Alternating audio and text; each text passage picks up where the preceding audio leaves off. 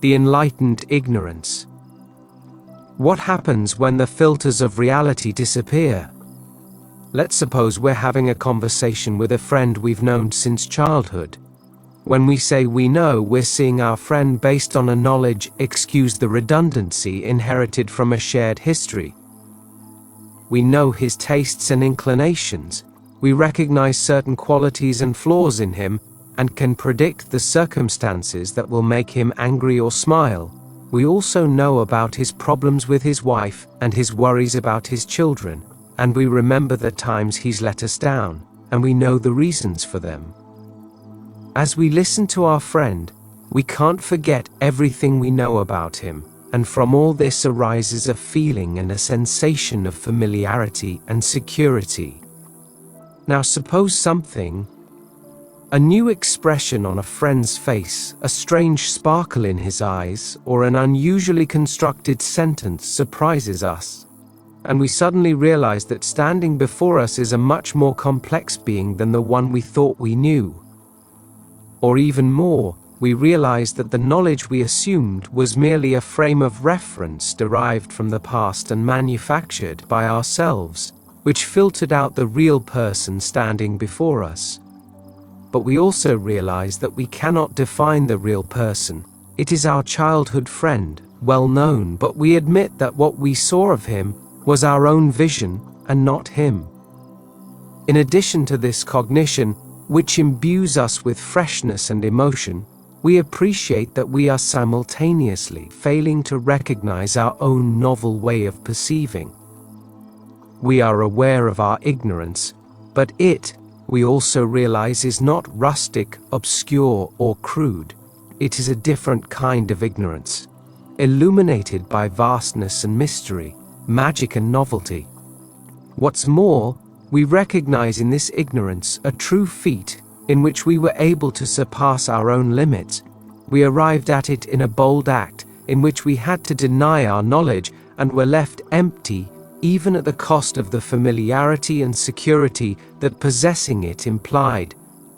But in exchange we have been rejuvenated.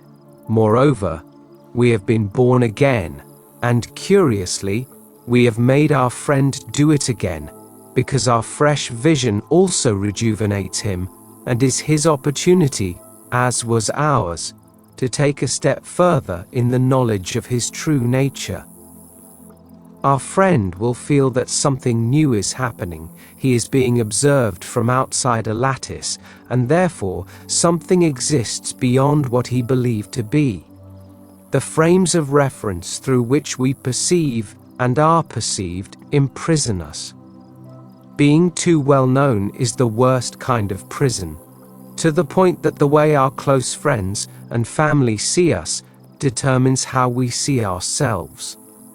Having the opportunity to be seen from the perspective of enlightened ignorance is a blessing we should not waste, because it is the opportunity that can allow us to see ourselves from the same perspective. But, unfortunately, these opportunities occur rarely, if ever, and we should not depend on them to be able to see ourselves in the same condition of enlightened ignorance from which we saw our friend. I believe I exist when I see my name written. Then I forget the writing, and yet I exist. Existence is my last thought, although even that I forget. I seek enlightened ignorance as a remedy, because in it I lose concept, mind, and thought. Then arises the reality of knowing myself enlightened in total ignorance. Everything is new, even my written name. For some strange reason, it is easier to see the defects of others than one's own, but the enlightened ignorance vision of one's neighbor seems to occur only when a similar condition is reached in oneself. If you want to study Zen, you must study it with your heart. When you achieve realization, it must be a true realization. You yourself must have the face of the great Bodhidharma to see it. Moment? To be true, the condition of enlightened ignorance must be total. The occasions when everything becomes new, only to be filtered back again. causing us to return to conditioned perception, act as reference bridges, glimmering lights of a possible but difficult to maintain condition. When one of these radiances occurs, its occurrence is an opportunity to remind us that freshness and non-judgment exist. What allows us to gain enlightened ignorance is what we have been able to resolve and cleanse. Therefore, the true self sees in everything that happens to them an opportunity to achieve enlightenment. As Banzam walked through the market, he overheard a conversation between a butcher and his customer. "Give me the best piece of meat you have," said the customer. "Everything in my butcher shop is the best," replied the butcher. "You can't find any meat here that isn't the best." Hearing these words, Banzam attained enlightenment. Paul Reps. To achieve enlightenment as Banzam did requires a long journey. Opportunities for cleansing, when seized, bring us closer to the moment when a simple gesture or conversation reminds us of our true nature, and we suddenly attain enlightened ignorance. Ha ha! Why didn't you tell me before? I haven't found the Tao, but I've suddenly realized that I had never lost it. Those crimson clouds at dawn, that brilliant light at noon, the course of the seasons, the melting and evaporating of the moon, all these are not majestic functions or auspicious symbols of what lies behind. They are the Tao, to be born, to breathe, to eat, to drink, to walk, to sit, to wake, to sleep, to live, to die. To do all these is to follow the Tao. When you learn to take things as they come, without worrying with thoughts of joy and sorrow, not wearing a lined or unlined robe because it is fashionable, but because nature dictates the change. Gathering mushrooms or pine nuts, not for the sake of it, but because hunger must be staunched, never stirring hand or foot to do more than passing need requires, letting yourself be carried along without thought of wishing anything could be other than it is, then you are one. With the mists of the valley, the floating clouds, you have attained the Tao, you have been reborn immortal. It is a joke to spend years searching for what was never lost. Fan Dai Ping. Again, the question about time, is enlightenment achieved instantly or gradually? Fan himself spent 6 years searching for it in the vicinity of Mount Omei in his native China. It was always there, right under his nose, inside his own skin, closer to his breath. And when he found it, he realized he had never lost it. It's a dramatic paradox. It was always there, but it took me 6 years to find it. If that is always there, it means its existence is more solid and real than any identity learned through conditioning. However, from within an identity, one thinks that nothing exists outside of it. The security of what is known is to blame for the difficulty in finding what was always there because it was thought non-existent and not even dreamed of as real. Opinions and judgments acquire solidity, especially when they are shared and are confused with reality, but they are only mirages, and when enlightened ignorance is achieved, the same judgments and opinions, which previously surrounded the person like solid, invisible walls, are seen from the outside, because there exists that outside, which occupies no space, but which, like something indestructible, and at the same time, ethereal, solid, and simultaneously intangible, simply exists. In enlightened ignorance, this outside is experienced as one's own, even though it is known that it belongs to no one, but to everyone at the same time. Can there be anything more tranquilizing than knowing that reality and enlightenment are always there? However, the price to reach them, the enlightened ignorance that entails leaving everything known, few are willing to pay. They prefer the security of a comfortable prison of concepts rather than the magic that comes from leaving them behind. In enlightened ignorance, one understands that everything, just as it is perfect. This does not mean that one becomes a conformist, or that one stops caring about the development and perfection of one's children, family, community, and the entire planet. On the contrary, one understands that chance does not exist, and that everything is in its rightful place. But the mere fact of seeing, without judgment or worry, and of maintaining such a vision, implies the utmost commitment to oneself and to the world. Due to a series of invisible laws, every human being possesses a territory of their own, earned by keeping their essence clean in the face of different situations. When faced with a test of integrity, one emerges victorious, preserving one's own nature. One becomes master of the situation conquered. From that moment on, the situation, if repeated, will not affect oneself. Rather, oneself will nuance the event and shape it, removing impurities and inconsistencies. All the great contemplatives agree on this. For example, Babia ben Joseph ibn Pagoda, an 11th century Jewish mystic, who spoke of a 10th level of perfection in which he can stand in the midst of the corrupt world and be a beacon of light for other seekers. Ibn Pagoda designed an entire system designed to distance man from his ego and prepare him for his eventual encounter with God. In this system, outlined in the treatise Direction of the Duties of the Heart, Baya believes that, in a first stage, man must recognize the unity of God in the plurality of creation. Once this is achieved, the aspirant learns to live a religious and spiritual life, worshipping God in all things. If he is able to achieve this, the adept can move on to the next level of his development. This level involves faith and trust. In it, he learns to rely solely on God and to trust in the universal divine order, to the point of feeling that nothing is lacking. The greatness and wonder of the universe have proven God's wisdom to him, and he can now accept this wisdom as reflected in his daily life. The next level is that of acceptance. Here, even trials and sufferings help by expanding one's heart to allow God to fill it even more.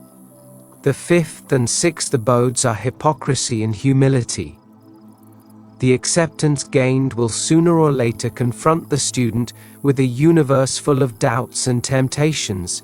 If one manages to overcome these and transcend hypocrisy, one will achieve humility. In this last level, one realizes that nothing is one's own, and even one's achievements are not one's own. At the seventh gate, one will encounter one's past sins. One will have to purify them with true and total repentance. In the eighth stage, the mystic examines one's soul and purifies it to the point of being able to see without eyes and hear without ears. The ninth gate, according to Baya, is one of abstinence and solitude. In it, the contemplative penetrates the enlightened ignorance, filled with wonder at all one sees. According to Ibn Pagoda, if the mystic embraces the lessons of all levels and makes them part of himself, he abandons the world of wonder and begins to live in the deeper, more personal realm of love. Bahia ben Joseph ibn Pagoda. When wonder at everything, derived from the abandonment of concepts and judgments, does not lead to love, it is not a true enlightened ignorance. When the latter is real, love accompanies the new birth. In enlightened ignorance, accompanied by love, the magic of reality fills the spirit to such a degree that every moment is a convincing demonstration of the existence of divinity. The soul is practically illuminated from within, with a pleasurable heat that is sufficient unto itself, and makes the person experiencing it feel that paradise has arrived, and that they possess a divine nourishment hidden within, which is sufficient to such an extent that it makes all external pleasure or satisfaction unnecessary. But at the same time, everything the world presents to them, the situations they live, the encounters they have, and the events they experience, are magical demonstrations that suggest that their state of internal luminosity affects, in a mysterious way, the world, which, like them, is enlightened. It is not possible to pinpoint the cause of such infatuation, or to place it or hold it responsible in any specific way. When you imagine him to have a certain form, or think of him as resembling something, you should examine his meaning more deeply, until the image leaves your mind and you reach him only on the basis of demonstration. Bahia ben Joseph ibn Pagoda. Unfortunately, it's not always possible to truly experience enlightened ignorance, not because reality itself disappears, but because its perception has been obstructed by some filter. I've already mentioned that this event is the greatest of opportunities, as long as one possesses the quality to not blame the filter on some external event, but rather sees it as a demonstration of the existence of something unresolved within oneself. Self-examination is the key to understanding the source of the filter, and the first step toward clarifying it. It is important to remember that along the way, one does not lose oneself, but rather one often finds one's vision of reality, and that one finds it again countless times. However, recovery always comes as a result of this realization that the fault lies within oneself, not in the world. Sooner or later, one acquires the faith necessary to accept that reality possesses the most solid existence, and that access to it, or its isolation, depends on oneself, not on reality itself. Now, the demonstration that Bahia demands, although always present, can be recovered using another strategy, and that is observation.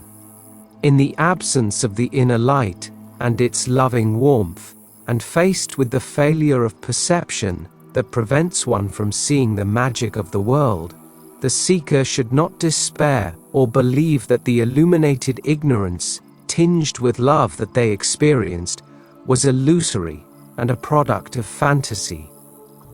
Something in the human being, even in the absence of the experience of enlightenment, remains permanently illuminated, and this something must be turned to when coldness consumes or a failure of faith takes root in the heart.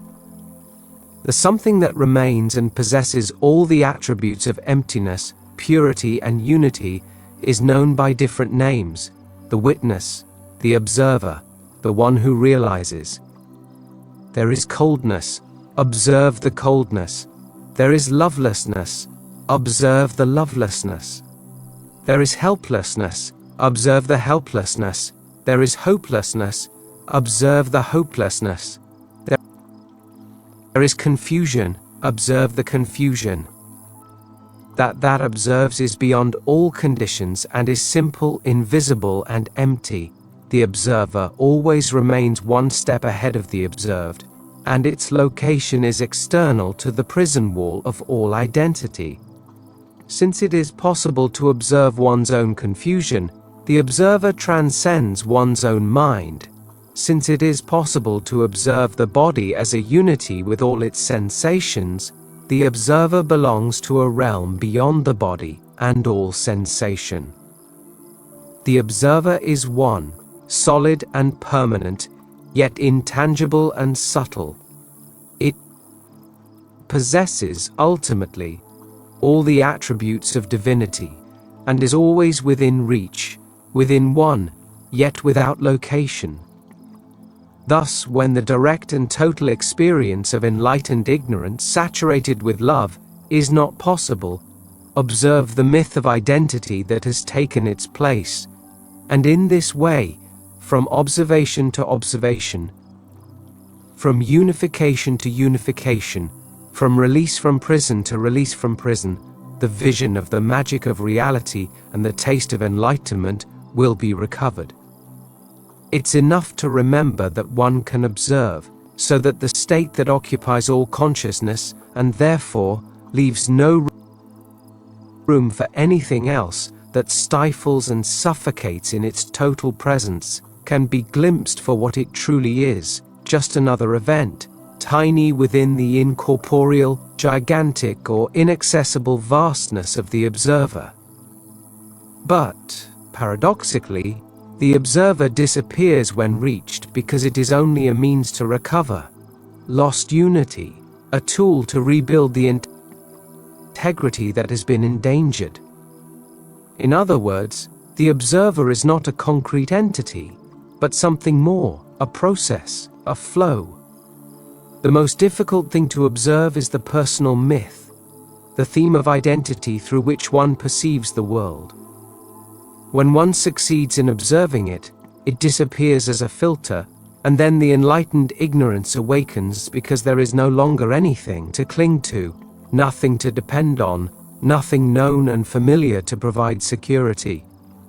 The love that results from the resounding fall of the myth constitutes the ultimate pleasure, the most sublime vision, because in it one recognizes every object, every being, and every event as a manifestation of the enlightened reality, a warm reality, of which one is also a part and everything. Fluidity. All the questions raised that day at the public meeting concerned life beyond death. The master simply smiled, without giving a single answer. When the disciples later asked him why he had been so evasive, he replied, "Have you not observed that those who do not know what to do with this life are precisely those who most desire another life that will last eternally? But is there life after death or not?" persisted a disciple. "Death? That is the question," the master replied. Anthony de Mello. How much sadness there must be in someone who at the end of their life realizes they haven't lived. Life cannot be a preparation for death, because then everything would be preparation for a life that never appears. Life is, and in it all worlds meet. Reincarnations occur in this life, because those who flow realize the existence of all lives within one life. Even sadder is the one who, at the hour of death, regrets everything they themselves prevented from living. Greedy ghost. In Pantheon room, the bloodthirsty splendor of my juices divided me. He gathered and came, without permission or surcharge, in my body, a fine neighborhood, alleys and dwellings, while I am his tenant. I defended myself from his embrace, depressed and dejected, listening to their cries, late requests for return. Explain in detail that your new apartment, neither open nor willing, already occupied and closed, each one in his own home. He heard me sad, a big grumpy one, who saw me. Poor little ghosts, that repentant. They want to return to the living, because when they had it, they didn't know, they did not love, were wasted. In both Buddhism and Judaism, life is considered the most sacred thing. For Buddhists, human existence is the ultimate treasure, and, according to them, possessing a human body is achieved only after millions of years and thousands of reincarnations. Judaism aspires to transform existence into a work of art. The pinnacle of human experience, enlightenment, and the reality we access involve the ability to live in complete fluidity. Flow in life occurs when freedom is achieved, and this is nothing less than the attainment of transcendence from all limiting structures. The imprisoned splendor has been released. I now perceive all the consequences of fear and its origin in the conditioned mind. Rise Gilbert. The fear of living freely is a consequence of insecurity and a lack of faith. People prefer comfort, money, and even a mediocre existence alongside someone who provides financial security, but whom they don't love, because they believe abandoning all these satisfactions means death. They see nothing else, nor do they believe that the possibility of true happiness exists. A life in chains is a farce filled with masks and social agreements, devoid of essence and meaning. Fluidity, on the other hand, means the possession of an inner light that guides and shines through everything. It seems as if existence offers its creatures two alternatives: dependence on the outside with all its conditioning in exchange for physical security, or the discovery of an inner guidance that transcends any structured situation and connects its possessor with a nature common to all that exists. When this inner light is ignited, the entire universe becomes a warm and loving place, and it makes no difference whether you live in a forest, on a mountain, or in the middle of a city, because nothing can affect or diminish contact with that which has no name, but is closer than your own skin. I was in the presence of the creative principle which is closer to me than breathing. Rhys Gilbert. Flow implies the ability to live fully in the present with complete spontaneity. Living in the present is recognizing the death of the past and the non-existence of the future. How will I attain eternal life? It is already eternal life. Enter into the present. But am I already in the present or not?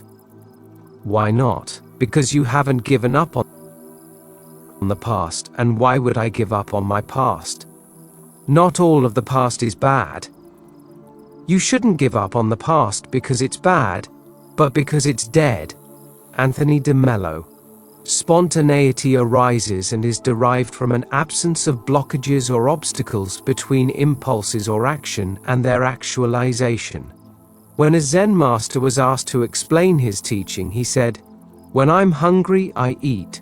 When I'm sleepy, I sleep." Spontaneity should not be confused with debauchery or neurotic disinhibition.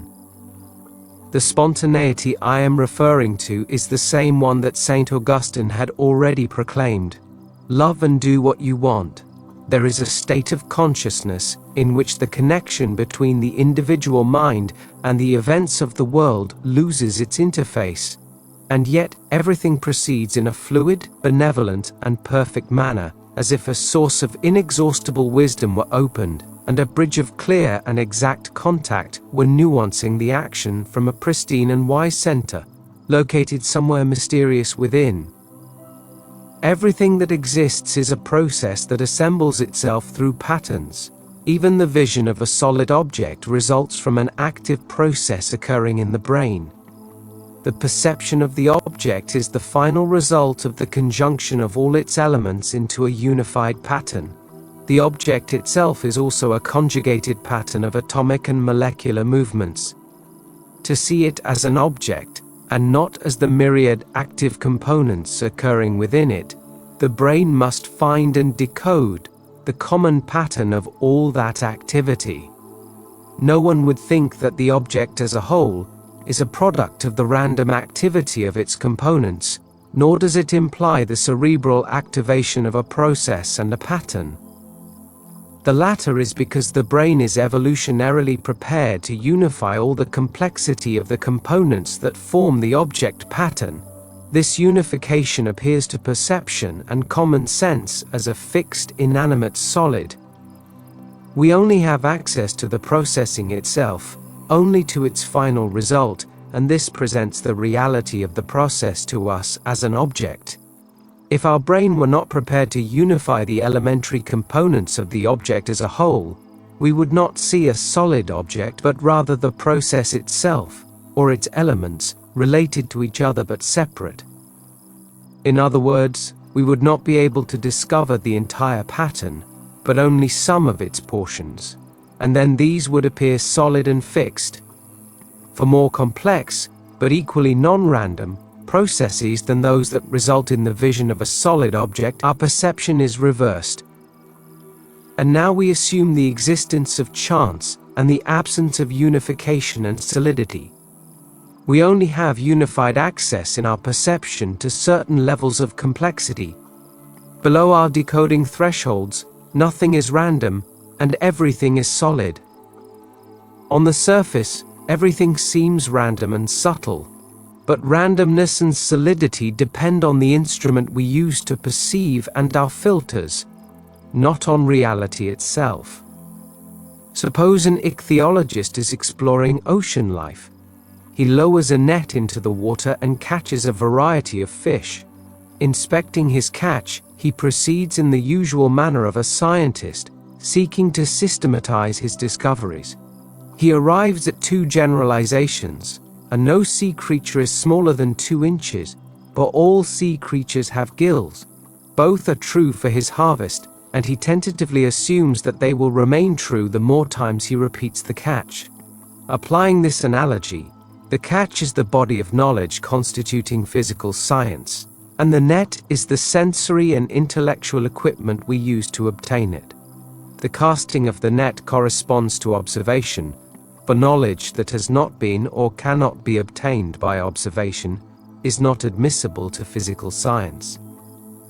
A bystander might object that the first generalization is false. There are many sea creatures smaller than 2 inches. Your net just isn't adapted to catch them. The ichthyologist dismisses the objection contemptuously. Whatever is uncatchable by the net is ipso facto outside the scope of ichthyological knowledge, and is not part of the kingdom of fishes that has been defined as the subject of ichthyological knowledge. In other words, what my net can't catch is not a fish. Or, to translate the analogy, if you're not merely making it up, you're considering a knowledge of the physical universe discovered in a way other than that used by the physical sciences, and clearly not verifiable by those methods. You're a metaphysician. Bah. When the ichthyologist dismissed the bystander's suggestion of an objective kingdom of fishes as metaphysical, and explained that his purpose was to discover laws, that is, generalizations that would be true for all catchable fishes, I would expect the bystander to walk away, grumbling, "I bet he doesn't get very far with his ichthyology of fish. I wonder what his theory of fish reproduction is like. It's all very well to dismiss baby fish as metaphysical speculation, but it seems to me they're part of the problem." Sir Arthur Eddington. The more perfect the instrument is in its purity, that is, the fewer filters interfere with its work, the more reality will be perceived as it is, a process free from chance. In a village lived a very poor old man. His home was a farm, and in a stable he owned he had a beautiful white horse. All the kings and great lords of the surrounding area envied his possession, and on many occasions had proposed the purchase of the horse, offering him large sums of money. The old man had always refused, considering that his horse was not an object but his friend and companion, not suitable to be exchanged or reduced to a commercial operation. The inhabitants of the village considered the old man to be crazy because he preferred to live in poverty instead of accepting the tempting proposals of the kings. The old man answered them, saying that a friend cannot be sold. One morning, the stable was empty. The villagers gathered in front of the farmhouse, criticizing the old man's bad-mindedness, told him that he was now without a horse and without money. Listening to them, the old man replied, "It's impossible to judge whether this is a curse or a blessing. We can't know the whole, only its fragments. All that can be said is that the horse no longer lives in the stable." The townspeople criticized the old man, telling him that nothing could be clearer, that the incident meant a curse. One afternoon, 3 weeks later, the horse returned to the farm, bringing with him 12 white horses he had found on his forays.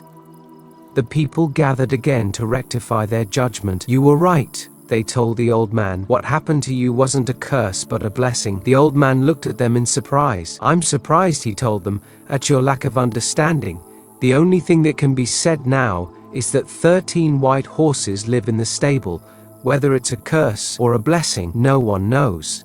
We only see fragments, not the whole. The old man had only one son, and he began training the horses. One day, one of them slipped and fell on the young man's legs, rendering them completely useless. The village gathered again. "You were right again. What happened to you was a curse, not a blessing." The old man couldn't believe it. He looked at his fellow countrymen and said, "Once again, you're behaving without understanding. You're foolish and stupid.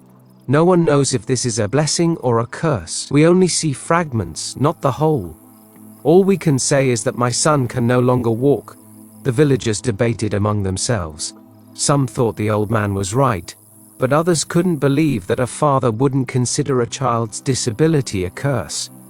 A few months later, the neighboring country declared war on the town, and the government called up all young men of military age. Defeat was certain, and all the families went into mourning as they bid their sons farewell forever. The only one who wasn't called up was the old man's disabled son. Once again, the village gathered in front of the old man's farm. "You were right again," they said. "Your son's disability is not a curse but a blessing." The old man became enraged. "When will you ever understand? We only see a fragment, not the whole. That's why it's not permissible to judge." Anonymous Taoist story. History speaks for itself, and the only thing I could add is that the events in this remote village, or in any contemporary city, town, or village, are not random, but instead are governed by supreme laws which, when understood, exude a majestic and essential wisdom. The access to the recognition of any pattern begins with the perception of two elemental events, interconnected or related to each other. Our system has an inherent capacity to detect relationships. The best proof of this is the perception of our organic body. This is, in reality, a hyper-complex set of relationships between cellular elements that is perceived as a unity. Perhaps because of the ease and perceptual automatism attuned to seeing it as a unity, we consider the body to be our identity. This identity, however, is more expanded, and its perception also involves the detection of extracorporeal relationships.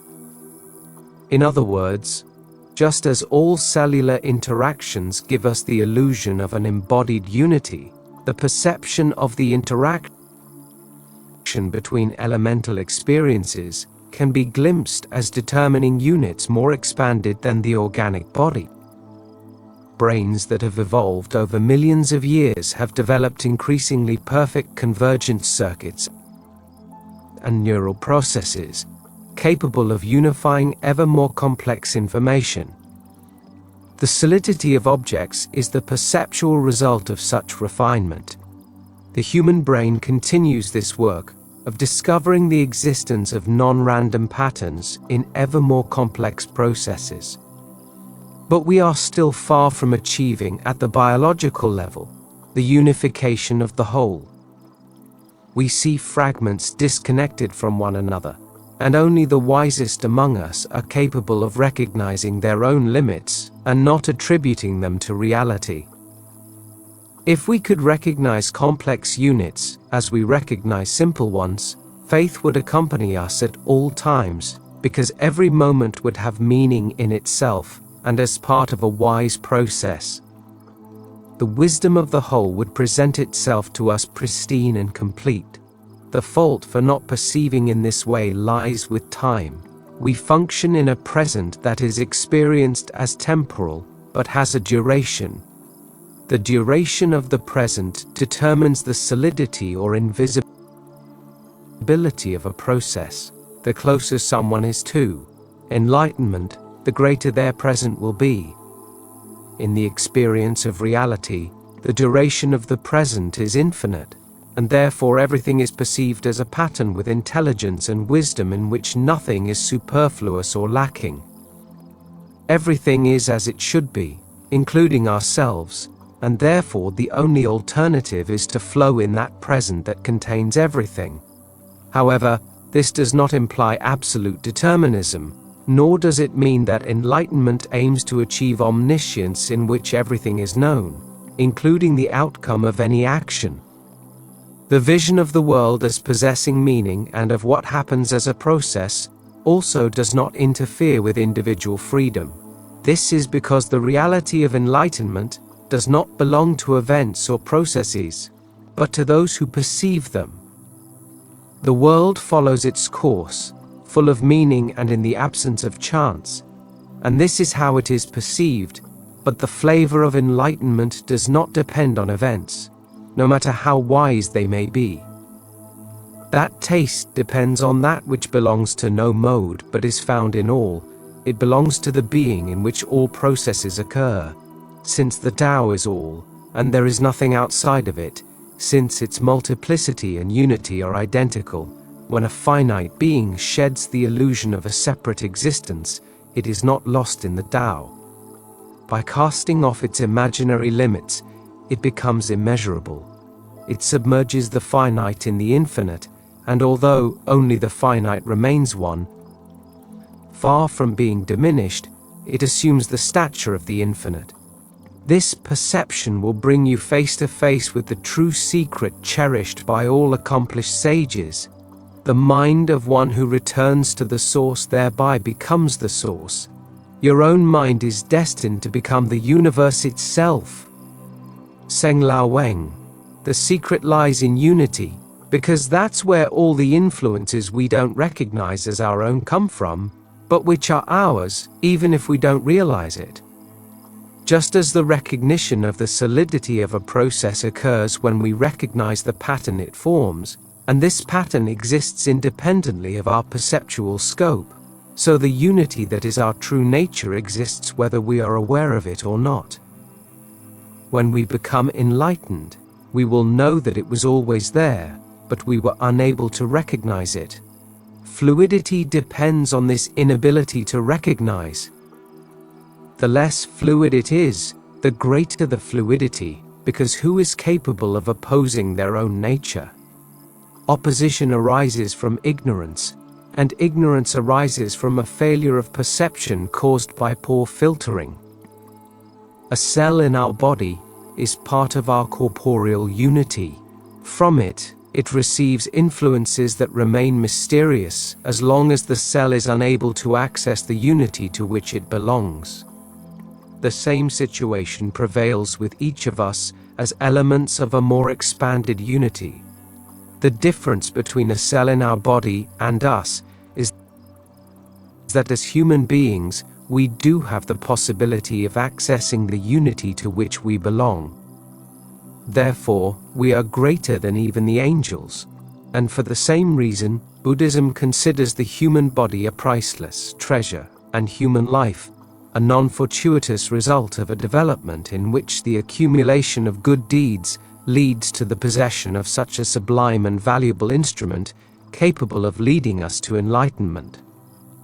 To achieve the wonder of enlightenment, it is necessary to flow, because otherwise we hinder the thrust of a wisdom whose direction and objective is to make us experience our true nature. Opposing this force delays our progress and hinders its development. Flow results from the ability to accept, and acceptance is only possible when one possesses faith. Faith, in turn, results from knowing that everything is a wise process in which there is no room for chance. Everything that happens to us has a reason and a motive. In every problem we face, there is a lesson and an opportunity for growth. All the circumstances we experience happen in the exact way they happen, for a reason that sooner or later will become apparent. Every crisis in life is a catapult to reach higher heights.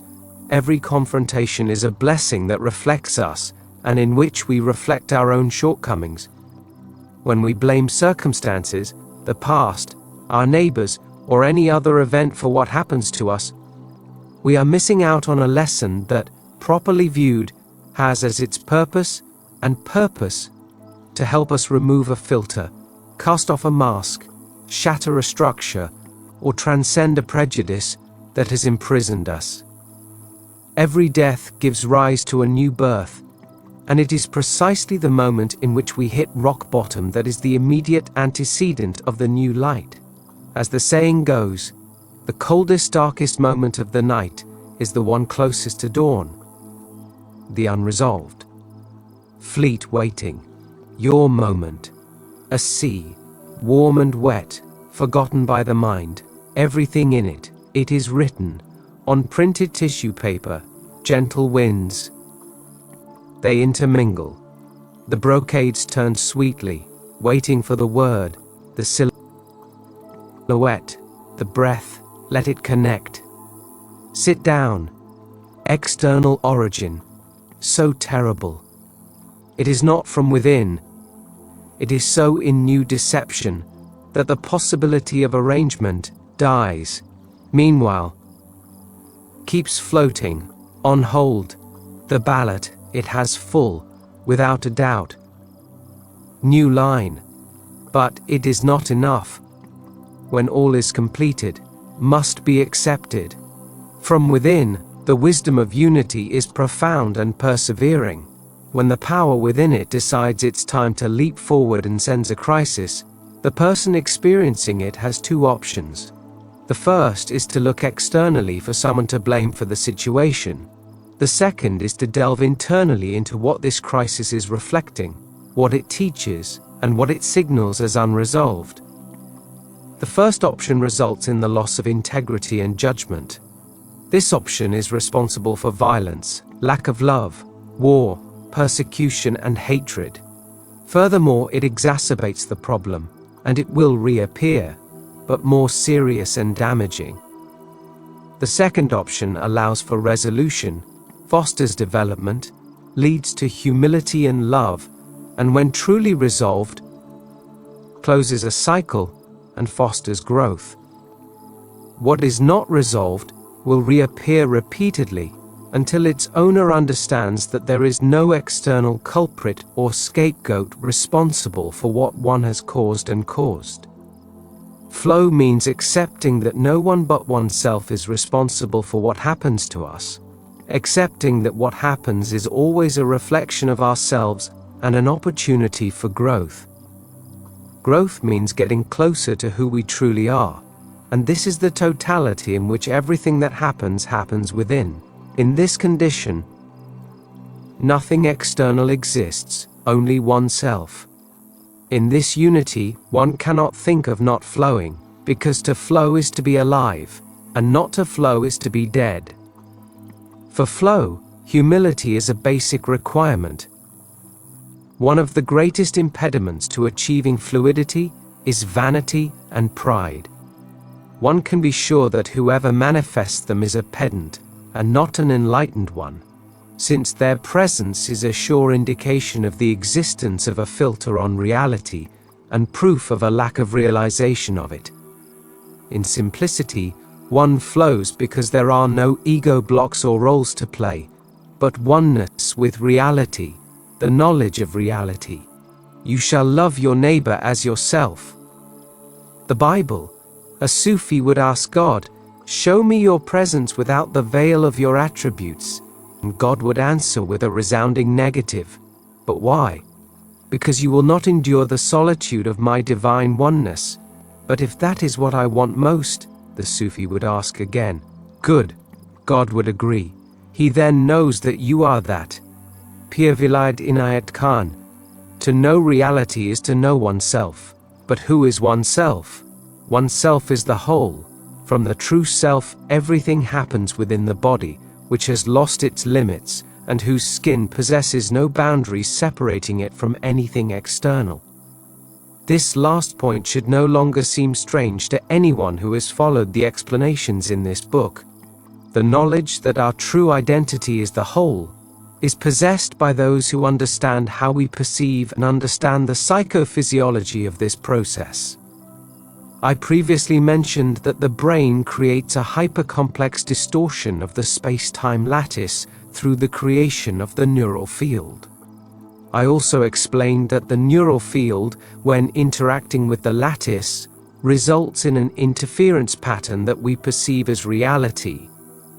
Strictly speaking, The neural field does not interact with the lattice, but, in itself, is a distortion of the lattice itself. Precisely for this reason, the neural field occupies the entire expanse of the lattice, and therefore, our true identity is the whole.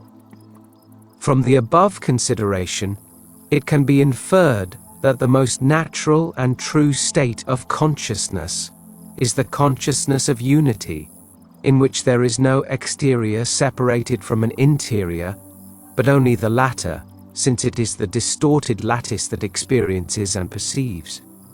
However, everyday experience indicates that we normally do not experience a perception of the whole from the whole itself, but rather we focus on portions of it and assign boundaries of separation to it.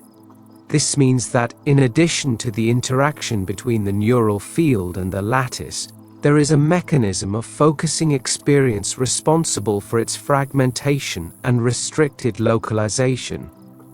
Synergistic theory calls this mechanism the directionality factor. The directionality factor, by focusing on a restricted area of the interaction between the neural field and the lattice, causes only this area, to the exclusion of all others, to penetrate the field of awareness. This limited access to consciousness gives us the illusion of distance and separation, and makes us think our identity is restricted, preventing us from perceiving unity in our daily lives. Our mechanisms for filtering reality are responsible for this illusion. The factor of directionality is controlled precisely by our filters, and it is they that focus perception, depriving it of the full and natural breadth that biologically belongs to it. I already mentioned how we learn to restrict and filter our perception of reality and the power our education and conditioning have in making us see things the way we do. Now, let's consider the knowledge of reality from the perspective of the most natural perception, the one that the enlightened person has recovered. From this perspective, every event in the universe must be perceived as happening to oneself. Since there are no perceptual limits and the neuronal field occupies the entire universe, the sensation of one's own body must be indistinguishable from the total expanse of the universe. This being the most natural identity, and having access to all existing processes, nothing that happens in the universe should go unnoticed or be considered and experienced as strange or different from oneself. It is already experimentally proven knowledge that very subtle changes are detected by the brain. In the consciousness of the enlightened person, this detection must be conscious, expanded, and natural. Since one's own body has expanded, all other beings are experienced as participating in the same unity. Therefore, the perception of others is inextricably linked to the perception of oneself. Neither the suffering nor the joy of others can be, in this natural condition, independent of one's own suffering and joy.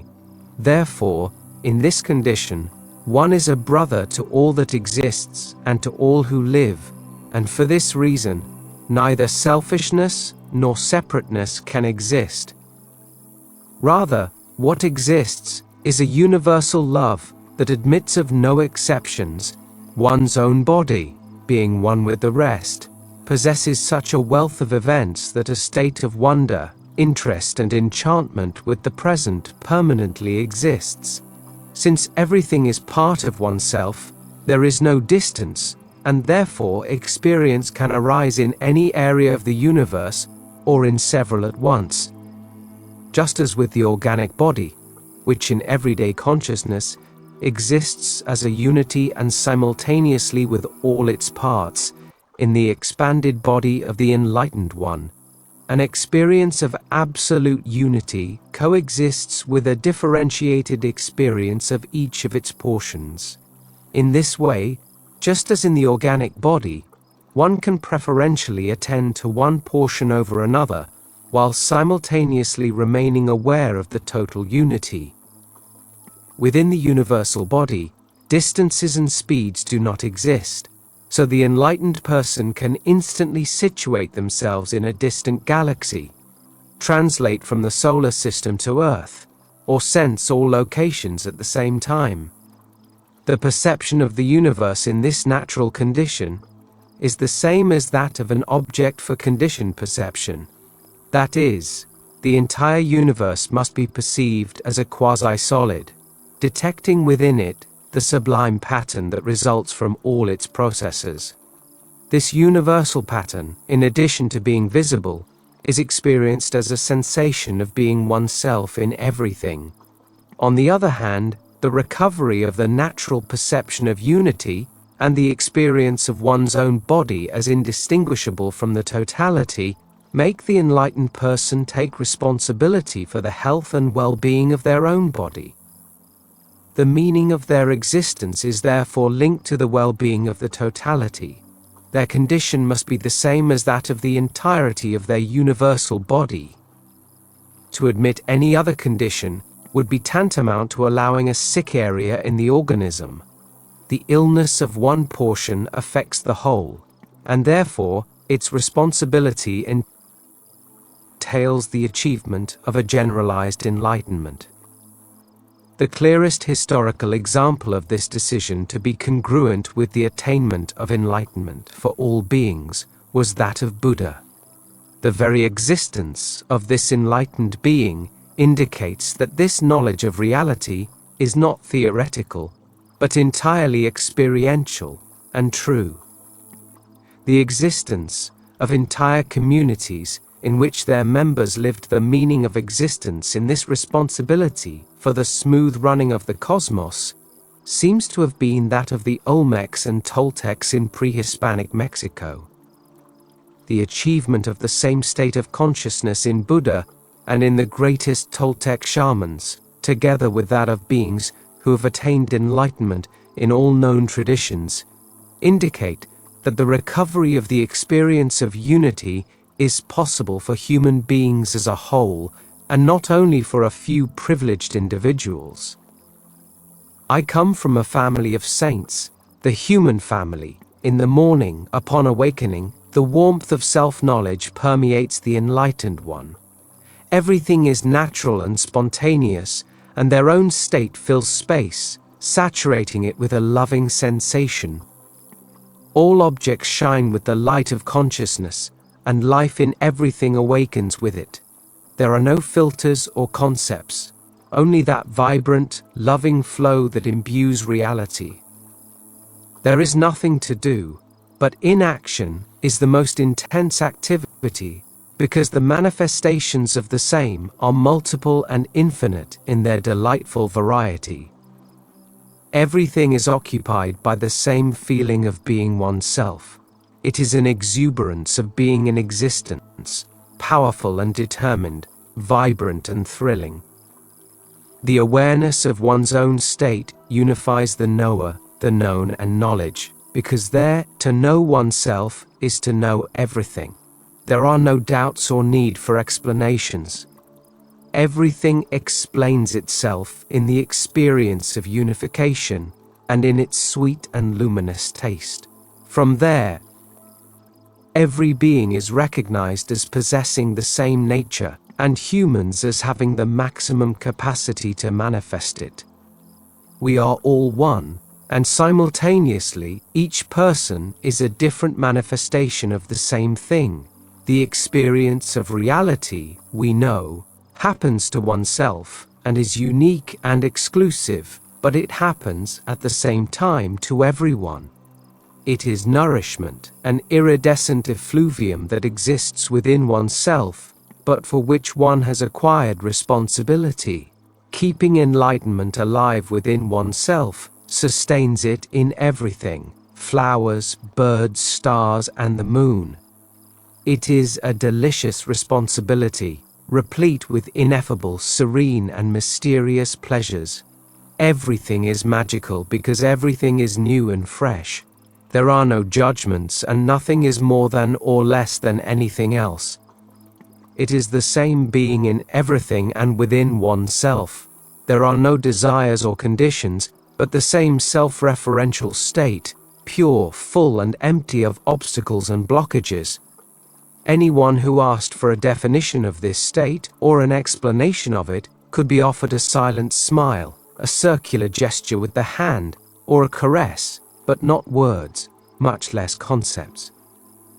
Here, we understand Zen and Islam, Judaism and Christianity, post-relativistic physics and psychophysiology, but all together, and in their essence, which is the same and indistinct. There is no master nor disciple. He who presents himself as a master is lying. There is only one master, silence. Ria Gilbert. It is a deafening silence, a full emptiness, an invisible light, a love in everything, a palpable yet abstract existence, so much so that the only thing one can say about it is that it exists as the basis of oneself, being the only one. It is so natural and fluid, so spontaneous and true, that it is strange not to have seen it when it was always there. But, simultaneously, one knows, with absolute certainty, the reason for having lost it and for now finding it again.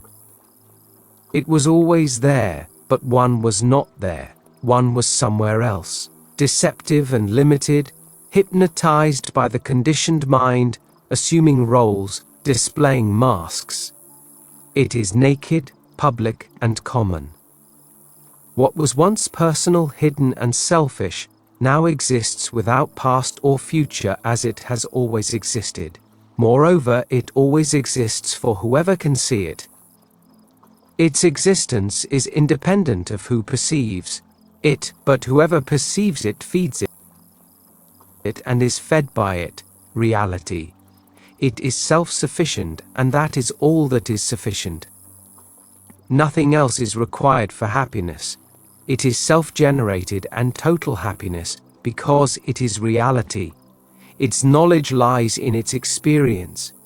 In it, knowledge and experience are synonymous. At the same time as it is lived, it explains itself, but its explanation is silent and wordless. Everything remains the same. The forms have not changed. Enlightenment has nothing to do with the geometry of objects, but everything changes for the enlightened one. Before a man studies Zen, to him mountains are mountains and waters are waters, and after he intuits the truth of Zen, through the instruction of a good master, mountains are not to him mountains, and waters are not waters, but after this, when he truly reaches the abode of rest, mountains are again mountains and waters are waters. Qing, Yuan, Wei, at Sin. The awareness of this change is part of the knowledge of reality. Illusions and fantasies have been left behind. Everything remains the same, but everything is different. Synchronicity is one of the events that signal the approach of sudden awakening. At first everything was disconnected, and each thing followed its own path and was seen as separate from everything else.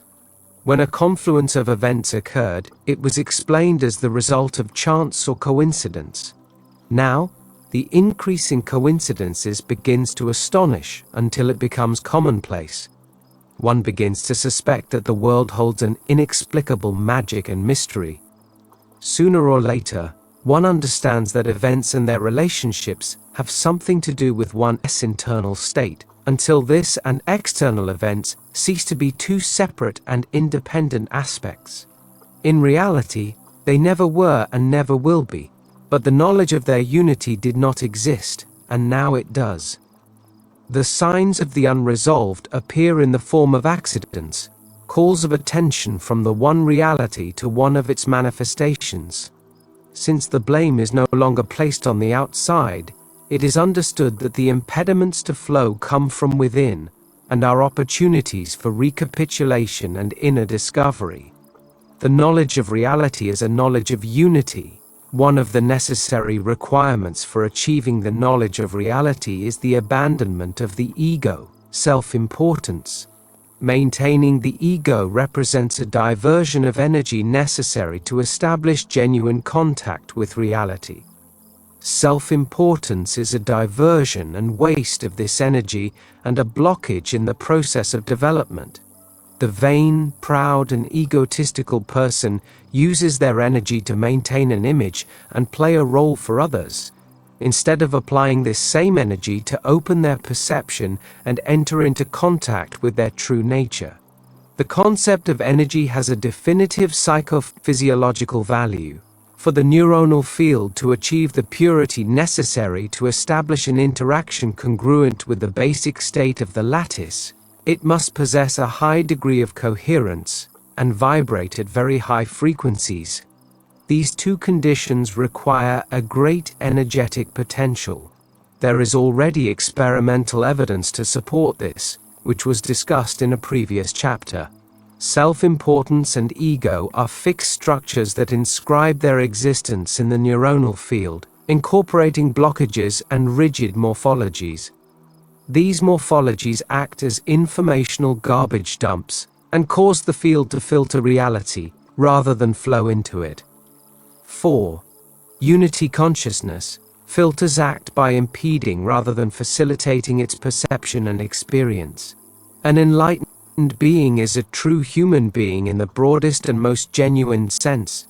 There seems to be no greater meaning to existence than achieving what one truly is.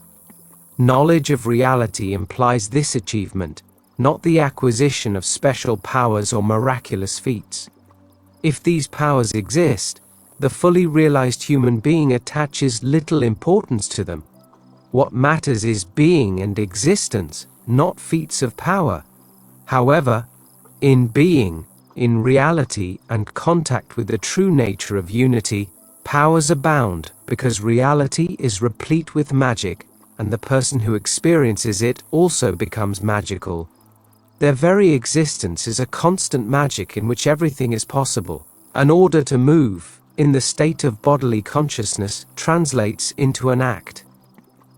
It is no surprise that the desire to move one's hand is realized, because everything happens within the same organic unity.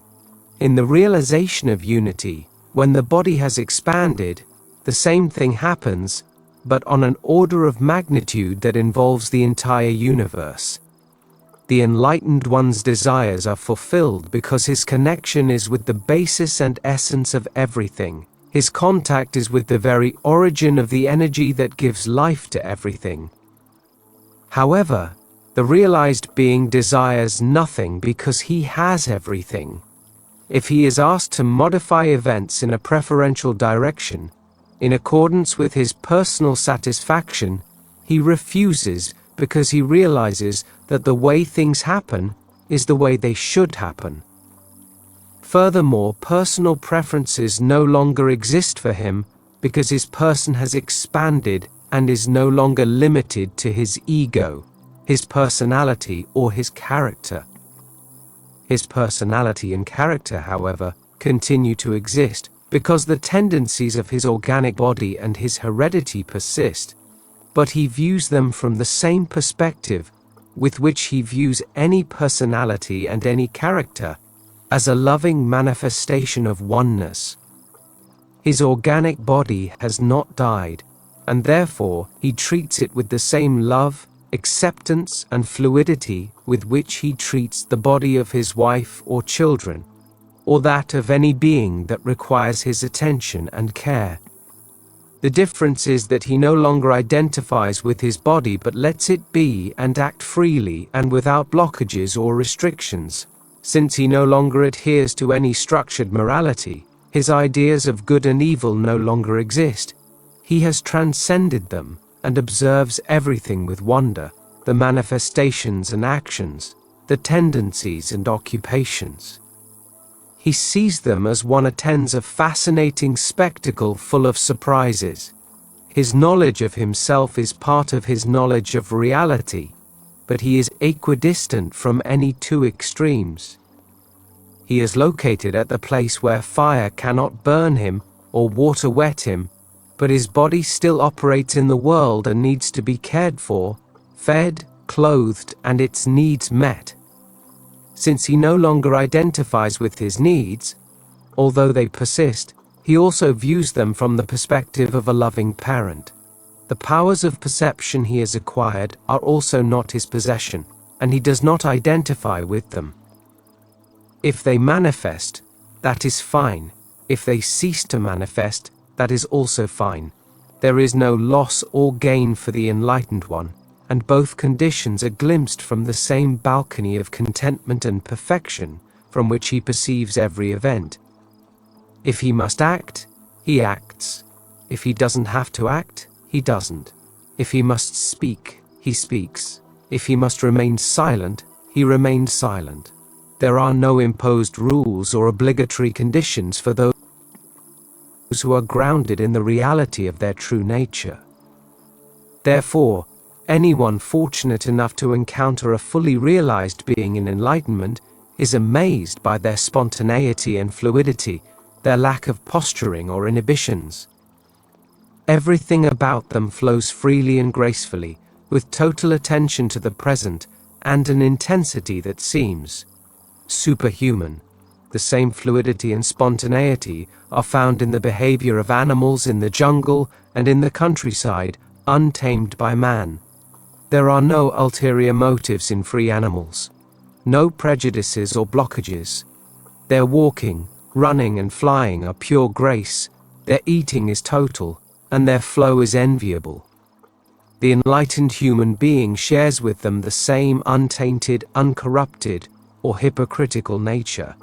In both, life flows without measure or limit, and the freedom of their actions and the creativity of their expression suggest that paradise exists on earth. The difference between the two, however, is enormous. The liberated and enlightened human being realizes their state. His knowledge of reality coexists simultaneously with its pure, unrestricted manifestation. He is one with himself and with the earth, and he knows it. The enlightened one lets himself be in total spontaneity, enjoying what arises as a manifestation of his nature without wanting to control or deviate it. The Master often used to say that holiness was not so much a matter of what one did as of what one allowed to happen, and to a group of disciples who found it difficult to understand, he told the following story. Once upon a time, a dragon with only one leg said to the centipede, "How do you manage to manage all those legs? I struggle to manage just one." "If I'm honest with you," said the centipede, "I don't really know how to handle them at all." Anthony de Mello. Enlightenment is not achieved through special powers. When these are experienced as personal possessions, they inflame the ego and distance one from reality. Nor is it achieved through perception. This pure mind, the origin of all, shines forever and in all with the brilliance of its own perfection. But the people of the world do not awaken to it, considering only what they see, hear, feel, and know as mind. Blinded by their own seeing, hearing, sensations, and knowledge, they do not perceive the spiritual brilliance of the source substance. If they could eliminate all conceptual thought in a flash, that source substance would manifest itself as the sun ascending through the void and illuminating the entire universe without obstacles or boundaries. Therefore, if you students of the way seek to progress through seeing, hearing, sensations, and knowledge, when these perceptions disappear, your path to mind will be cut off, and you will find no way through. Only realize that although the real mind expresses itself in these perceptions, it is neither part of them nor separate from them. You must not begin to reason from these perceptions or let them stimulate the conceptual thinking. However, you must not seek the one mind apart from them or abandon them in your desire to achieve wisdom. Do not hold on to them or abandon them. Do not depend on them or become attached to them. Above, below, around you, everything has a spontaneous existence because there is no place outside the Buddha mind. Everything in enlightenment is paradoxical, except the state itself, because it transcends all denominations. It lies beyond good and evil, emptiness and fullness. One feels a radiant self-awareness shining like a lamp. It is pure and shining like a flower. It is like contemplating the striking, the living in the vast empty sky. The awareness of emptiness is limpid, transparent and vivid. This non-thinking, this radiant, transparent experience is none other than the feeling of concentration dhyana. With this good foundation, one will be able to see directly and clearly the truth of the path to enlightenment, of which nothing can be seen, and yet everything is clearly evoked in a vision. It will be seen how false one's own mind's fears and hopes were. Without arriving, one will attain the Buddha place. Without seeing, one will be evoked in a vision of wisdom. Without effort, one will easily do anything. I realized that nothing is. I became free from the duality of past and future. I learned that the 6 realms do not exist. I was once and for all freed from life and death, and understood that all things are equal. I will no longer be bound by pleasure or pain. I understood that everything I perceive is an illusion, and I was freed from taking and letting go. I understood the truth of equality, and I was freed from both the worldly and the paradisiacal. I also understood that the practice, the steps, and the stages are mere illusions. Thus, my mind is free from hope and fear. Manifestation is not something that becomes. If one sees something happening, this is mere attachment. The nature of the world is the absence of substance. If one sees substance there, it is mere illusion. The nature of the mind is 2 in 1. If one discriminates or sees opposites, it is due to one's own attachment and affection. The essence of the mind is like the sky. Sometimes it is shaded by the clouds of flowing thought. Then the wind of the inner master's teachings blows and blows away the floating clouds. However, the flow of thought is itself enlightenment. The experience is as natural as the light of the sun and moon, even though it is beyond space and time. It is beyond all words and descriptions. But certainty grows in our hearts, as if many stars were shining. When it shines thus, magnificent ecstasy arises. Milarepa, enlightenment is invisible. Jesus was not recognized as an enlightened one during his lifetime, even though he was one. Only those with a special sensitivity can sense an enlightened one passing by. Current technological resources are used to record the brains of beings on the path to enlightenment. So far, the records indicate that those in reality possess highly coherent brain function at high frequencies. Their brains are unified within themselves, handling expanded information, so their experience reflects unity in all things. In the future, we will know much more about the psychophysiological correlates of the state of enlightenment. This knowledge, however, can never replace the direct experience of contact with reality, just as any description of it is ineffective in making someone experience it. There is only one way to gain knowledge of reality, and that is by living it. The present. My eye sees the universe as a mirror. Its reflection, happy and peaceful, contemplates me. Ria Gilbert. Those who live completely in the present have no time for anything else. Rajneesh. From the total and overwhelming existence of nothingness, every event and manifestation is extraordinary, especially when accompanied by the heart. Death as a counselor teaches us to appreciate this beauty of existence regardless of its flavor and character. From there, from the non-existent, everything is seen as a magical occurrence, created from a total emptiness. It is from this perspective that the present and all its events are perceived without judgment or concepts. The only thing that can be said is that events occur. none more valuable than the others, all equally magical. In this seeing, there is neither past nor future, nor anything to explain or understand. It is a vision of the absolute present, without concepts or mental structures. There is not even the notion that what happens is not random. That would also be a concept, an intermediary filter that, in this vision, is superfluous because it is unnecessary. However, it does not occur because it is unnecessary, but because the point of reference in which one lives is one of total innocence. If someone loves us, from this perspective, the beauty of their love lies in the very fact that such a manifestation is possible. It would be equally beautiful if, instead of being the recipient of that love, it was someone else.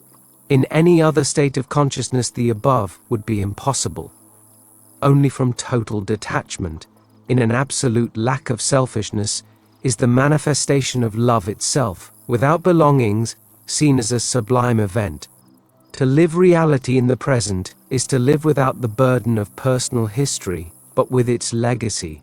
Every act is the result of an entire life, and if the legacy of that life, its teaching, has led to the realization of the ineffectiveness of employing formulas from the past, or assuming judgments and considerations arising from previous experiences, then the legacy is wise and excellent. It is inconceivable to experience the present that occurs only when all memories of the past have disappeared. Biologically, this is impossible. Memories are still there, but neither their emotional charge nor their conditions qualify the experience of the present. The greater the awareness of the experience of an event, the more powerfully it will be inscribed in memory. Those who live fully realized lives can more vividly remember the incidents of their existence, but these belong to the past and not the present, and they fail to influence it. In fact, it is a proven psychological law that a half-experienced event can alter the present much more than an experience that was fully experienced, with all its emotional and cognitive components. Complete experiences close themselves off, and nothing more remains to be resolved. In contrast, what is experienced halfway, what is not fully confronted, is not overcome and tends to repeat itself. Therefore, only those who are capable of living in the present are those who have lived everything with integrity in their respective moment. Their experience in any present had a birth, a complete life, and a natural death. Repression or denial lead to nothing but illness. In illness, families of unfinished memories group together into living, energetic nuclei that demand to be expressed. Since these nuclei are experienced as disorganizing the self, large amounts of personal energy are expended to keep them quiet and silent. This only increases the strength of the core, which in turn requires the application of greater energy to keep it repressed. It's an endless and harrowing vicious cycle that leads, sooner or later, to the somatization of the core and its manifestation in the form of some physical alteration. Now, the core has materialized, and a surgeon is called in to have it removed. However, if its roots are healed, it will resurface, and this time it could be fatal. Nothing unresolved is inert.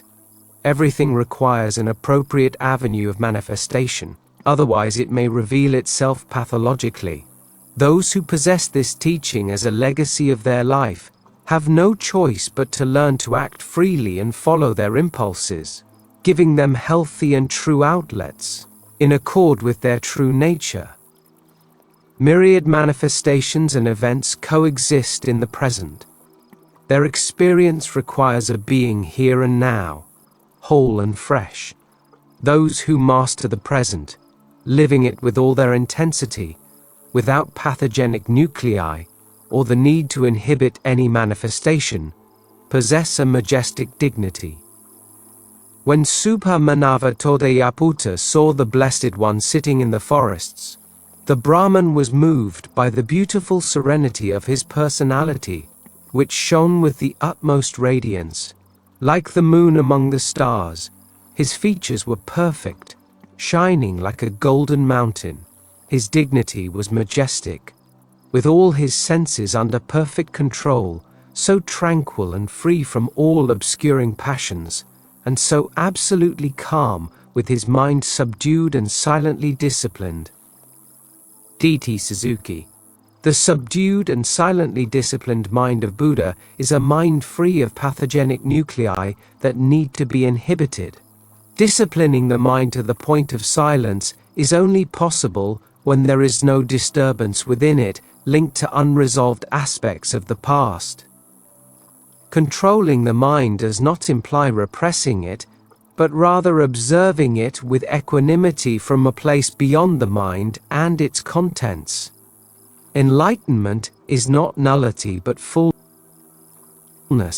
but the place of the enlightened one is located beyond fullness and emptiness, because from there everything is perceived as a spectacle complete in itself, arising from nothingness, and even nothingness itself appears to exist, because the place from which it is observed is even beyond nothingness itself.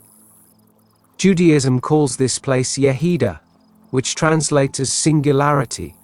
One truly recognizes and feels this constant creation ex nihilo through the revelation of Yehida.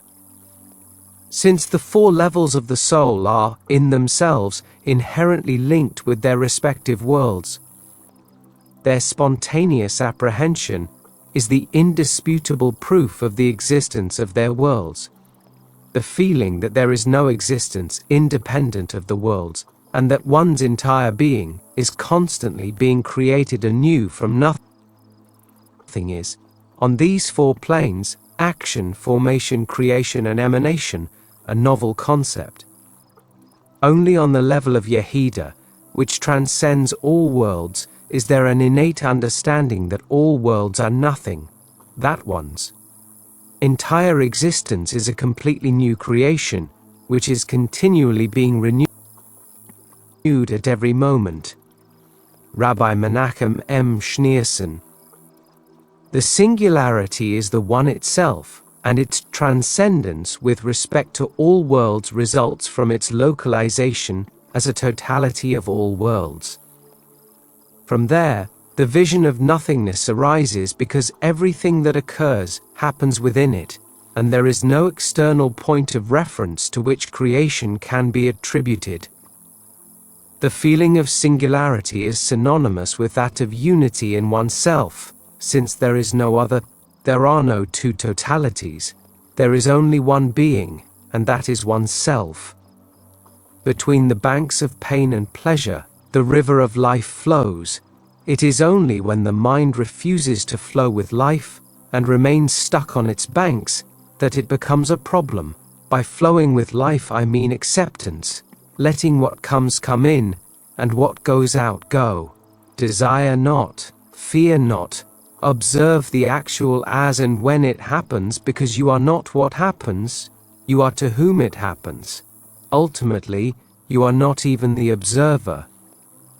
You are the fundamental potentiality of which all-encompassing awareness is the expression and manifestation. Sri Nisargadatta Maharaj. Life in the present means being located in that within which everything flows. Acceptance is an indispensable condition for this flow. However, there, in the oneself, to speak of acceptance is to introduce an illusory duality. Nothing can be accepted or rejected when there is no one who accepts or rejects separate from the event.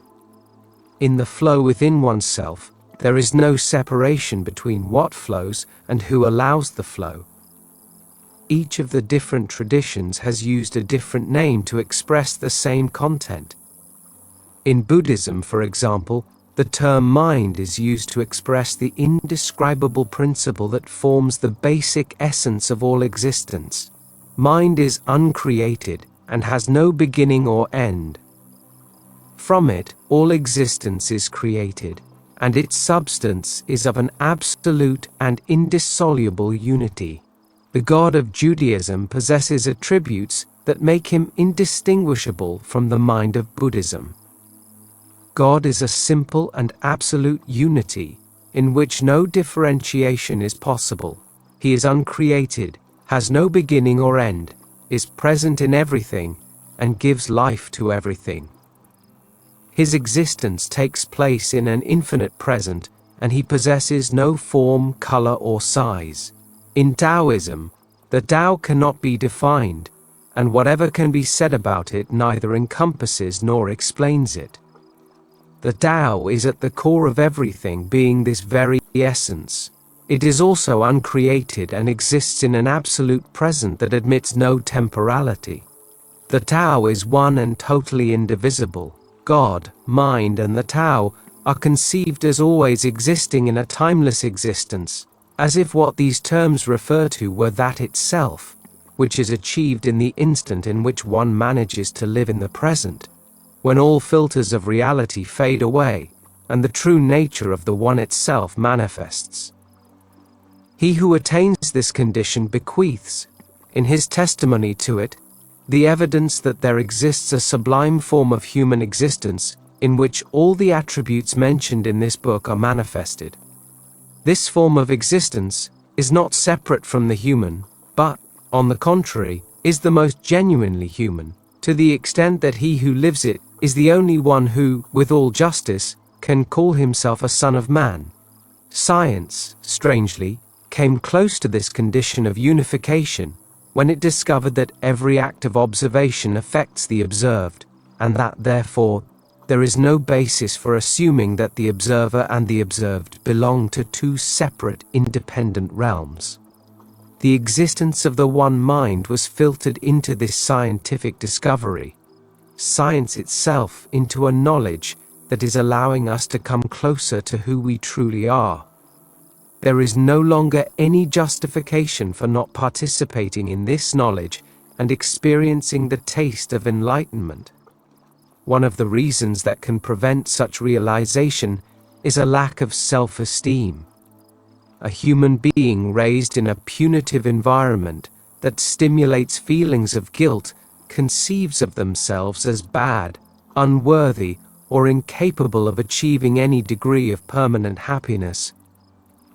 Given this self-conception, it is not surprising that the same individual projects their own way of seeing things onto others and onto life itself. They cannot conceive of the existence of enlightenment because they already consider it impossible to achieve, illusory, idealistic, or the product of a runaway fantasy. When he hears that a realized being is one who has transcended his self, who has left it behind to penetrate a more universal and abstract level of existence, he misinterprets the description and feels familiar with it, not because he is beyond his self, but because he doesn't even possess one. To transcend the self, it is first necessary to possess and love it. Otherwise, the supposed entry into the spiritual realm is more like a prelude to hell.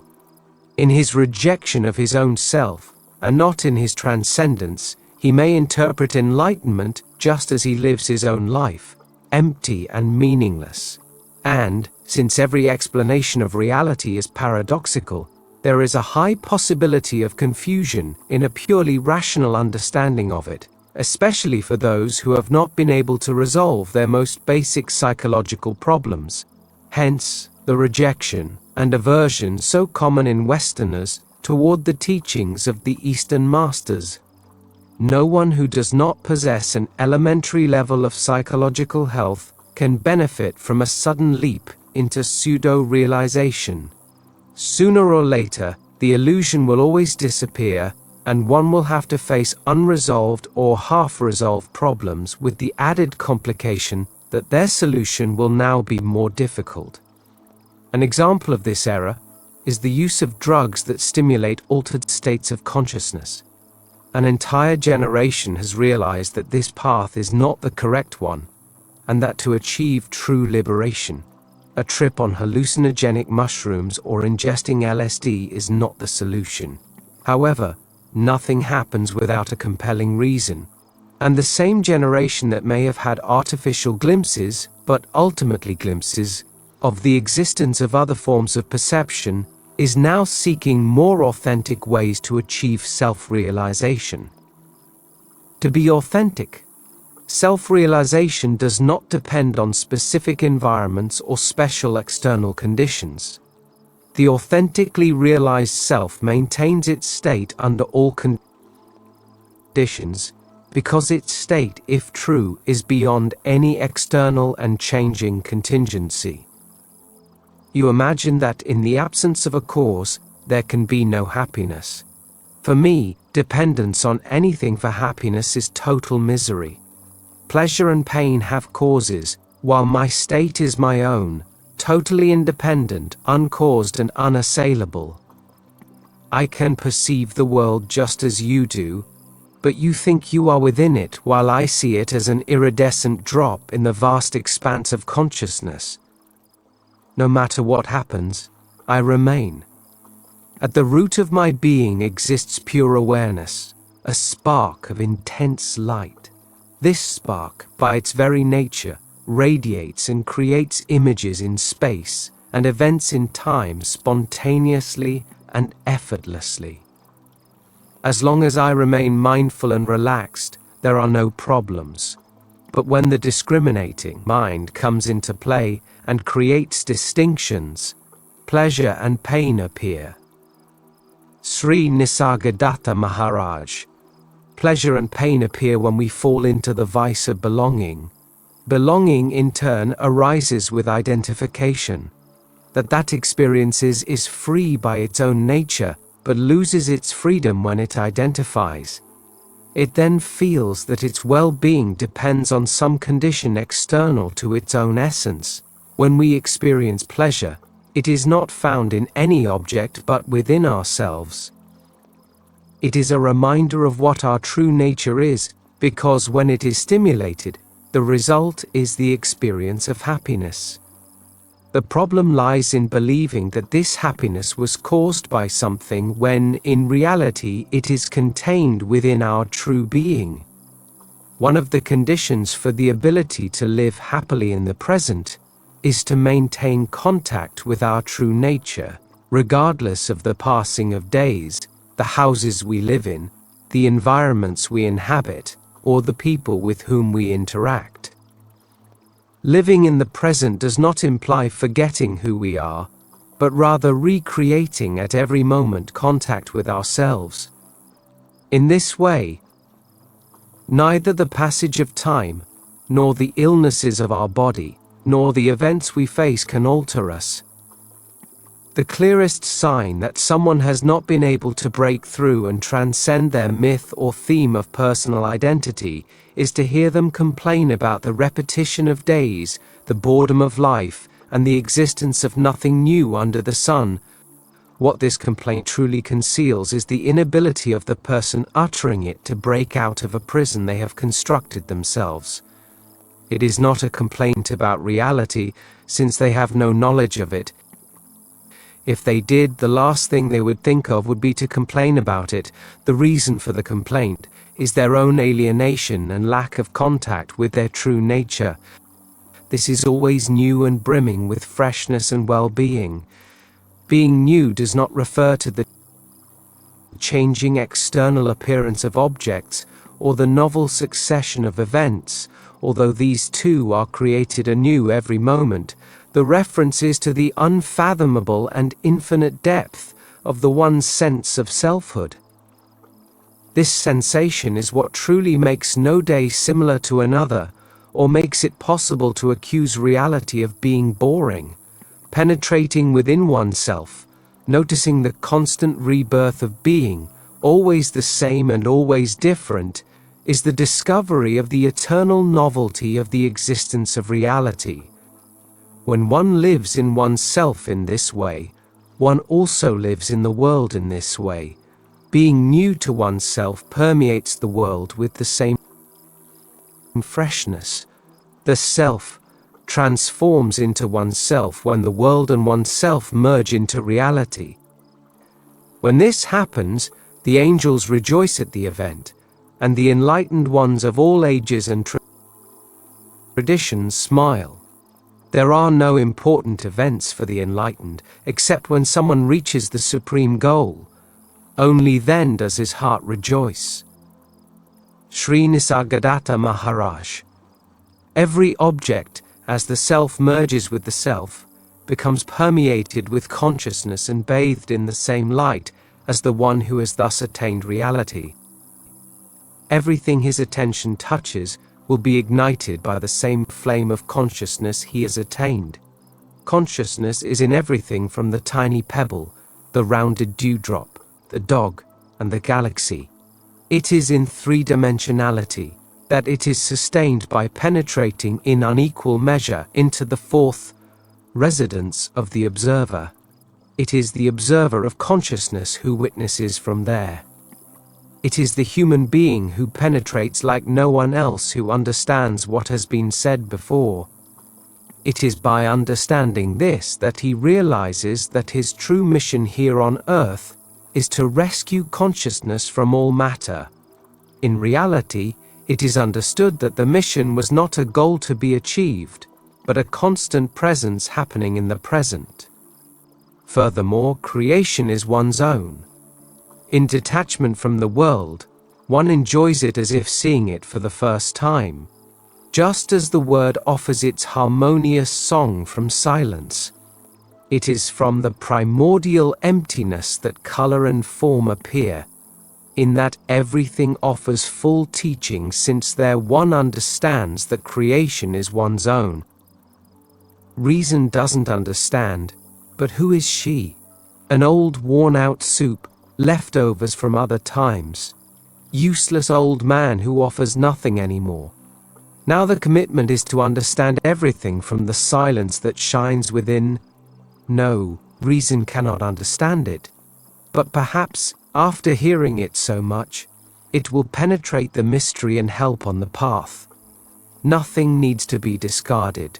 The mind itself, as an ally, helps, and with its collaboration, all acquired knowledge can be illuminated with new light, because thought, in detachment, is also a magical and dazzling creation that contains, like everything else, the seed of enlightenment. The problem is not thought itself, but its confusion with reality. Language, as a manifestation of thought, is one of the means to reaffirm a certain way of seeing because, when transmitted, it generalizes it. But language is not only a manifestation but a feedback loop from the same reality that it confuses with reality. Brain activity changes depending on each subject's conceptual expectations. That is, thought has a powerful influence on physiology, to the point that the input of information to the brain is modified, depending on what it expects to receive. Something similar happens with language. Arabs are unfamiliar with snow, and their language barely has a single term for it. Instead, they use dozens of different words for different sandstorms. Eskimos are unfamiliar with the desert, and have no terms for it. Instead, they recognize dozens of different types of snow, and their language contains them in specific word forms. In both cultures, language is a manifestation of the characteristics of their environment, but at the same time, language determines a sharpening of perception for those same characteristics. Western psychology is just beginning to invent terms to describe the states of consciousness associated with the levels of enlightenment. Eastern mysticism, on the other hand, possesses a rich store of words to describe these states in their most delicate aspects. In both cases, language is also a manifestation of the familiarity of the experiences it denotes, but at the same time, it constitutes a stimulus to penetrate them. A child born into a community of mystics will not only learn a language rich in terms referring to states of consciousness, but the reality they denote will help them penetrate and understand them. In contrast, a child raised in a consumerist society will speak in a language understandable to their elders, replete with words referring to material reality and devoid of spiritual designations. Therefore, they will be unable to recognize or name the spiritual changes that occur within them. The lack of vocabulary and the absence of community references will ultimately transform them into spiritual illiterate. The same thing happens with the possibility of living in the present. In a society whose values are productivity linked to specific goals, concern for the future, and self-worth, in reference to personal achievements, curricular excellence, and the ability to compete, its members will consider experiencing the present for its own sake a waste of time. On the other hand, in a contemplative society that loves nature and the beauty of the moment, its members will value existence in the present and will be able to live it to the fullest, free from haste and goals. The present will be an end in itself and not a preparation for the future. In Western industrialized society, the present is an instrument for the future, a tool for the future. The problem, then, is that when the future arrives and the future is reached, it will once again become a means to achieve another future, and thus an endless chain in which life dissolves into a wait for what? For a future that never becomes the present. The tragedy of our societies is this inability to live in the present, because there is a lack of understanding of what life truly means and an ignorance of one's own being. This is sacrificed for the sake of something that will never be enough to be happy. Happiness is found in the ability to be in oneself, feeling the warm, tender, and luminous waves of selfhood, calm and serene, and self-sufficient in a present full of light and always new. Language cannot replace direct experience, much less the experience of reality. The taste of enlightenment cannot be conveyed using words, but words can help us remember it, or conversely, prevent its actualization. Language refers to an experience that we wish to share or communicate through its use. It is only effective when those participating in it share the same experiential references. In this sense, there are different levels of language that depend on the understanding of the language, but not necessarily on the terms used. The same conversation can be understood on at least 5 different levels. For example, let's analyze the following sentence. The taste of this apple is delicious. At the first level of language, the meaning of the sentence is literal and concrete. It refers to a specific flavor and a solid, reddish apple, perhaps freshly bought at a market or picked from a tree. The message at the first level of language comes from a transmitter located there, communicating a concrete fact with no other meaning. The listener, also located at the first level, understands the phrase as referring to a specific fruit and a specific defined flavor. At the second level of language, the same sentence, in addition to referring to a sweet red apple, aims to convey content associated with a feeling derived from personal history. For example, the speaker's memory of an apple orchard owned by his family, where he played as a child. Thus, "This apple tastes delicious," is meant to convey that subtextual sentiment. Only if the listener knows the historical reference will they understand the hidden message behind the specific phrase. If they don't know the personal reference, but are sensitive, they will be able to grasp the existence of a powerful sentiment behind the words and, perhaps, inquire about their content. If they are not sensitive to that sentiment, the communication between the sender at the second level and the listener at the first will be limited and poor. it will lack quality or correspondence in abstraction. There will be no affinity. The third level of language includes the first two, but also a more abstract understanding. The same sentence aims to convey the specific taste of a specific apple, the feeling it generates regarding childhood events, and also the understanding that contact with the fruits of nature is a blessing of life. Again, for communication to occur at this level, the listener must possess the same capacity for abstraction as the sender of the message. If this correspondence does not exist, the sender at the third level and the listener at the first or second, communication in the actual language in which it is attempted will fail. The fourth level of language, in addition to encompassing the other three, refers to an even more abstract experience. For example, the notion that everything is interdependent, or that taste is a manifestation of consciousness and the energy that permeates the universe. Only someone at the same level of abstraction can understand the message and respond to it, enriching it.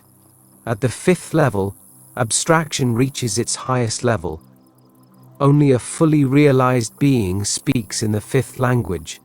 In it, the sentence speaks of the existence of being, the eternal present, and reality. Only another enlightened one, functioning in reality, can grasp the message. Zen has 4 statements of its own: special transmission outside the scriptures, independence of words and letters, vision into one's own nature, and attainment of Buddhahood. D.T. Suzuki. The story of how Zen was transmitted by the Buddha to his chief disciple, Mahakasyapa, is an example of the fifth level of language.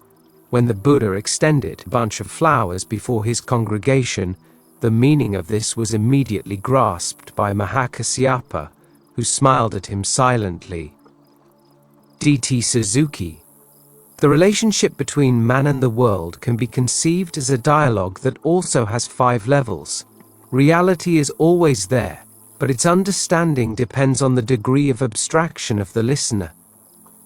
The world experienced at the first level of language is seen as a conglomerate of concrete objects, existing in themselves and related to each other at a concrete level.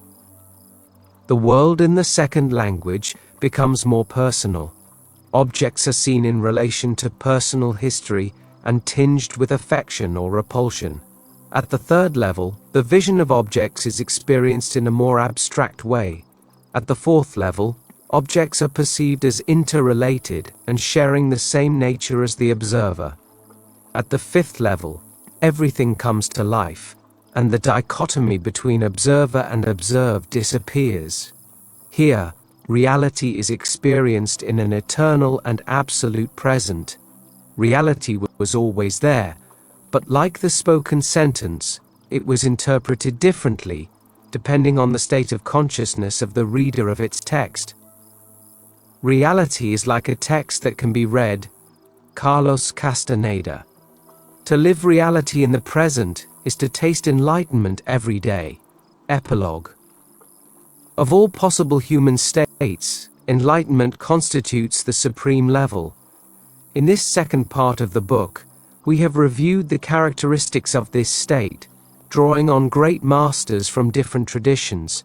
The reader will have noticed that fully realized beings speak of a reality that is similar for all, regardless of their geographic area of origin, their religion of origin, or the mystical tradition to which these men and women belong. Enlightenment, then, is a state of functioning that does not depend on ideologies or schools. It occurs in every human being who has been able to return to their true nature, purifying all the filters and blockages that impeded their experience. The basic nature of the human being is luminous, self-sufficient, and of infinite depth. Anyone who thinks otherwise confuses a certain level of reality with reality, without realizing that what they call the true nature of the human being is an unconscious structure that has been unwilling or unable to transcend. To reach reality, it is necessary to recognize, accept, love, confront, and finally pass through the basic theme or myth of personal identity. And so on, in that order. On the other side lies that can only be perceived and experienced by transcending the self and the conditioned mind.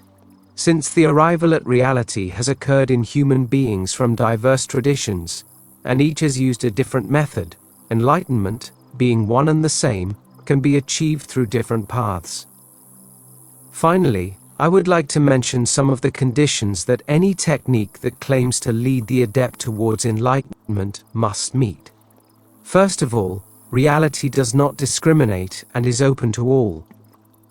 Therefore, the first condition of any technique for achieving enlightenment is that it does not segregate or exclude anyone based on origin, race, sex, or religion.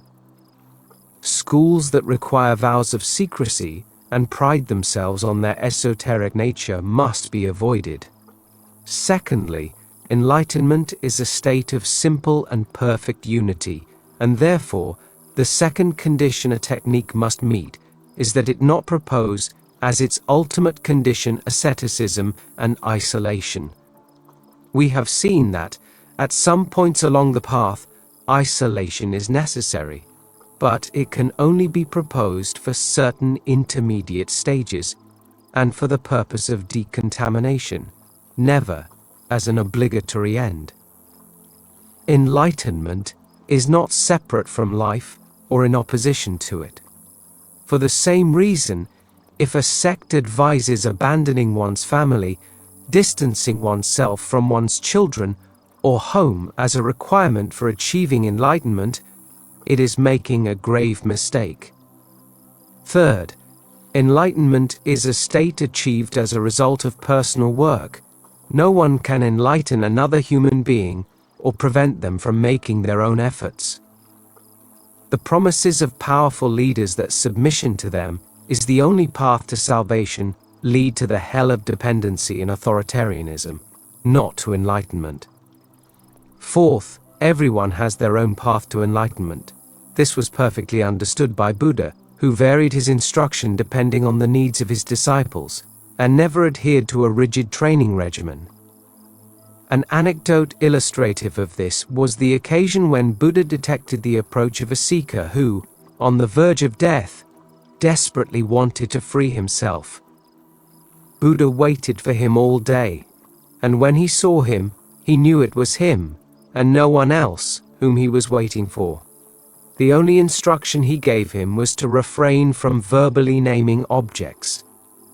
The story goes that upon hearing this suggestion, the seeker attained enlightenment and died 30 minutes later. No one can force anyone to follow a rigid one-size-fits-all technique.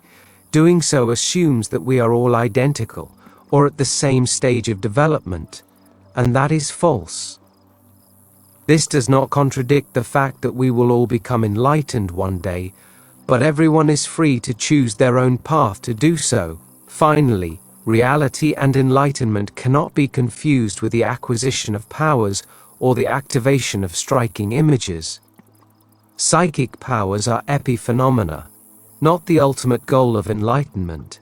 The intention of this second part of this book was to gather, in a single volume, the testimonies left to us throughout history by human beings who have been able to experience reality. Its purpose was to integrate this legacy so that whoever reads it can gain a taste of the enlightenment that such testimonies foster. If both endeavors succeed in clarifying the meaning of reality and enlightenment in the reader's mind, and if, through reading, the reader experiences the taste of enlightenment, the book will have fulfilled its purpose.